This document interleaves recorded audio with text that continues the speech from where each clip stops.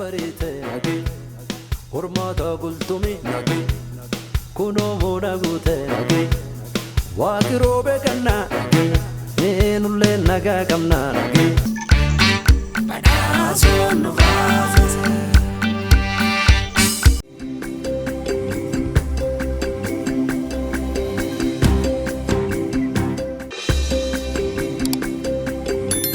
የተባረከ ይሁን።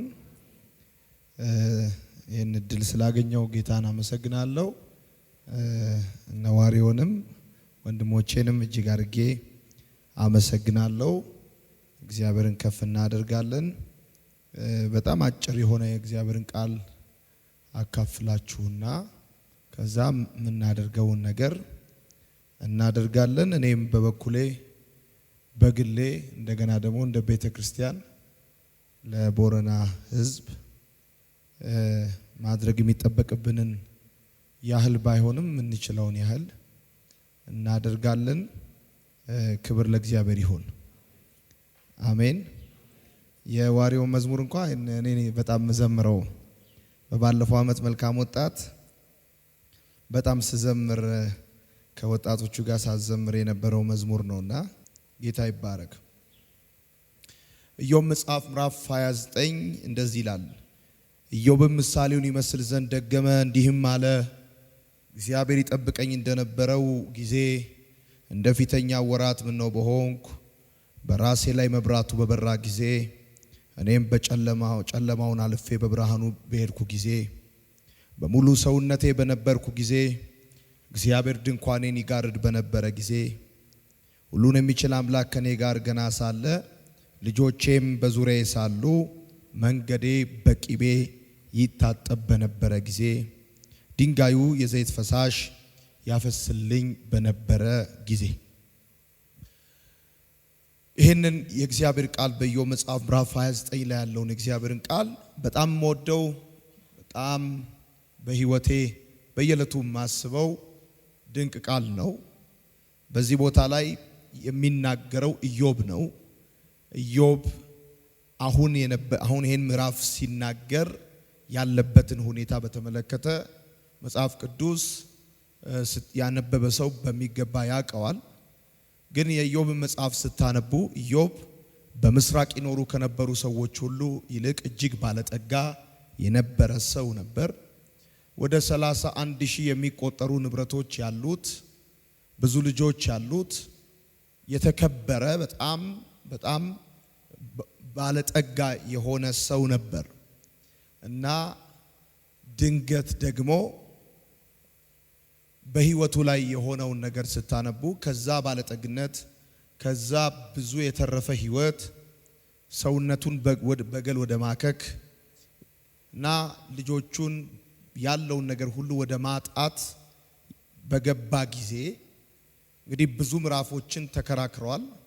አሁን ይሄ የደረስንበት ምዕራፍ የትላንትና ህይወቱን ከዛሬ ህይወቱ ጋር ያነጻጸረ የሚያወራበት ምዕራፍ ነው። ስለዚህ ምንድነው የሚለው? የትላንትና ህይወቱን ሲናገር የእግዚአብሔር መብራት በእኔ ላይ ይበራ በነበረ ጊዜ ያኔ እና ቀጥሎ ሲናገር በራሴ ላይ መብራቱ በበራ ጊዜ እኔም በጨለማ ውስጥ አልፌ በብርሃኑ በሄድኩ ጊዜ ልጆቼም በዙሪያዬ ሳሉ መንገዴ በቅቤ ይታጠብ በነበረ ጊዜ እያለ ይናገራል። ምን ማለት ነው? የኢዮብ የባለጠግነቱ ምንጭ፣ የባለጠግነቱ ምክንያት፣ የሀብቱ የስኬቱ ምክንያት የኢዮብ ብልጠት አይደለም፣ ፍጥነት አይደለም፣ የንግግር ችሎታ አይደለም፣ ብድርና ቁጠባ ላይ ጎበዝ መሆኑ አይደለም፣ ሴቪንግ አይደለም። በኢዮብ ላይ ይበራ የነበረ የእግዚአብሔር መለኮታዊ ብርሃን ነበር። ያን ጊዜ ከዚህኛው ጊዜ የሚለየው በኢዮብ ላይ ይበራ የነበረ የእግዚአብሔር መብራት ነው። የእግዚአብሔር መብራት ነው። ስለዚህ ይሄ ምዕራፍ 28 ምዕራፍ 29 መብራቱ የበራበት ምዕራፍ ነው። ምዕራፍ 18 ደግሞ መብራቱ የጠፋበት ምዕራፍ ነው። የእግዚአብሔር መብራት የበራበት ሰው ወይም የእግዚአብሔር መብራት የበራለት ሰው ህይወቱ ምን እንደሚመስል ነው ኢዮብ የሚናገረው። የመጀመሪያው እኔም በጨለማ ውስጥ አልፌ በብርሃኑ በሄድኩኝ ብሎ ይናገራል። ምን ማለት ነው? ጨለማ ሀብታም ብትሆን ድሃ፣ የተማርክ ብትሆን ያልተማርክ፣ ብቻህን ብትሆን ከሰው ጋር አይፈራህም። እና ኢዮብ ጨለማውን በብሩ ሳይሆን በብርሃኑ ነው ያለፈው። ብር መብራት የበራለት ሰው በጨለማ ውስጥ አልፎ ይሄዳል። ሁለተኛ ደግሞ ጤነኛ ሆኖ ይኖራል። አንዳንድ ሰዎች ወይም የተማሩ ሰዎች አየሩ ላይ ቫይረስ አለ ይላሉ። ስለዚህ እግዚአብሔር ቫይረሱን ቫይታሚን እያደረገልን ነው የምንኖረው ማለት ነው በአጭር አማርኛ። ስለዚህ የኢዮብን ሕይወት ስትመለከቱ በሙሉ ሰውነቴ ነበርኩ አለ። ብዙ ሀብታም በሙሉ ሰውነቱ አይደለም፣ የሆነ ፓርቱ አይሰራም። ኢዮብ ግን በሙሉ ሰውነቱ ነው። ታውቃላችሁ ሰው ሀብታም ሲሆን ሐኪም ያዝለት ድህነቱን ነው። ቅባት ተው፣ ጨው ተው፣ የሆነ ነገር ተው፣ የሆነ ተው ይለው። ኢዮብ በሙሉ ሰውነቱ ነበረ።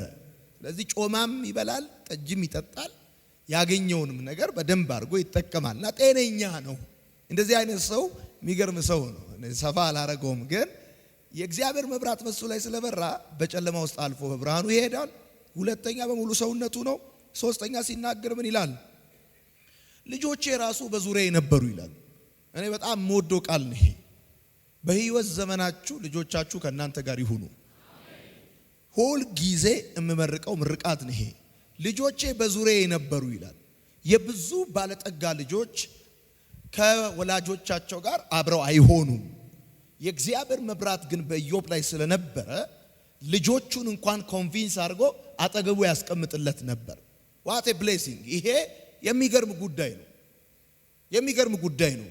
እና ቀጥሎ ሲናገር እንደዚህ ይላል፣ መንገዴ ይላል በቅቤ ይታጠብ ነበራል። እና እኔ በጣም ሀብታም የሆንኩት የሚቆጠር ንብረት ያፈራሁት በመስመር ዘርቼ በምናምን ቋጥሬ አይደለም።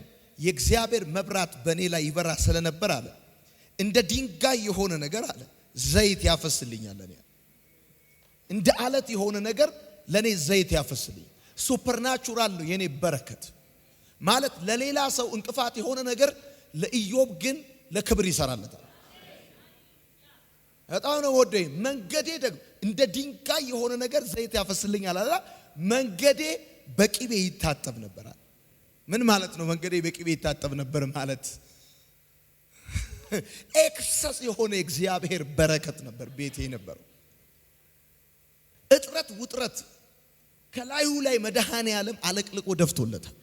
የሆነ ነገር አስቦ ሊሰራ ኢዮብ ያሰበው አካል ይይዛል፣ የጀመረውን ይጨርሳል፣ የነካው ይለመልማል፣ የተከለው ይበቅላል።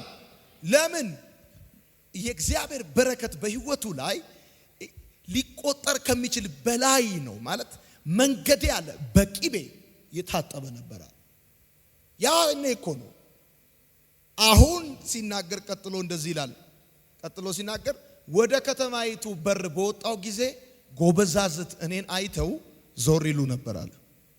ማለት አደባባዩን የያዙ ሰዎች፣ ከኢዮብ ቀድመው የነበሩ ሰዎች ኢዮብ ወንበሩን ይዞ ወደ አደባባይ ሲወጣ በቃ እሱ ከመጣ አንቀጥልም ይላሉ። እና እንደውም ቀጥላችሁ ስታነቡት እንደዚህ ይላል፣ የአፌ ቃል የክርክር መዝጊያ ነው ይላል። እኔ ከተናገርኩ በኋላ ማንም አንዳች አይጨምርም ነበር ይላል። ኢዮብ ካወራ በኋላ 4 ነጥብ ነው፣ አለቀ። አሁን የፈለኩት አንድ ጉዳይ ነው። ከዛ ሲቀጥል እንደዚህ ይላል፣ ባል የሞተባት ከኔ የተነሳ እልል ትል ነበር፣ ለደሃ አባት ነበርኩ። እና ኢዮብ በባለጠግነቱ በድሆች ላይ ኦቨራክት አያደርግም። ለእውር አይን ነበርኩ፣ ለአንካሳም እግር ነበርኩ ይላል። እዚህ ጋር ስታነቡት የሚገርም ነው ይሄ። ኢዮብ ጋር ስመታችሁ ለደሃ አባት ነበርኩኝ ማለት ኢዮብ ዝም ብሎ በሰፈሩ ሲያልፍ የሆኑ ልጆች ትምህርት ቤት ይመዘገባሉ። ኢዮብ ዝም ብሎ በሰፈሩ ሲያልፍ የሆኑ ሰዎች የወር አስቤዛቸውን ያገኛሉ። የመፍትሄ ሰው ነበርኩኝ። አሁን የፈለኳት መልእክት እቺ ነች። የእግዚአብሔር መብራት፣ የወንጌል መብራት የበራለት ሰው፣ በህይወቱ ላይ የበራ ሰው he the man of solution የመፍትሄ ሰው ነው። ለድሃ አባት ነው። ባል የሞተባት እልል ትል ነበር፣ ፍትህ አገኘው ትል ነበር፣ ታርፍ ነበረ ብሎ ይናገራል። የሚጮኸውን ችግረኛ ድሃ አደጉንና ረጂ የሌለውን አድኜ ነበርኩና። ለመርዳት መትውውቅ አይፈልግም፣ ዘር አይፈልግም። የሚጮኸውን ችግረኛ ድሃ አደጉንና ረጂ የሌለውን አድኜ ነበርና። እዚያውን የተሰበሰብነው ድሃ አደጉን ረጂ የሌለውን ልናድን ነው። ይሄ የእግዚአብሔር መብራት የበራለት ሰው ህይወት ነው።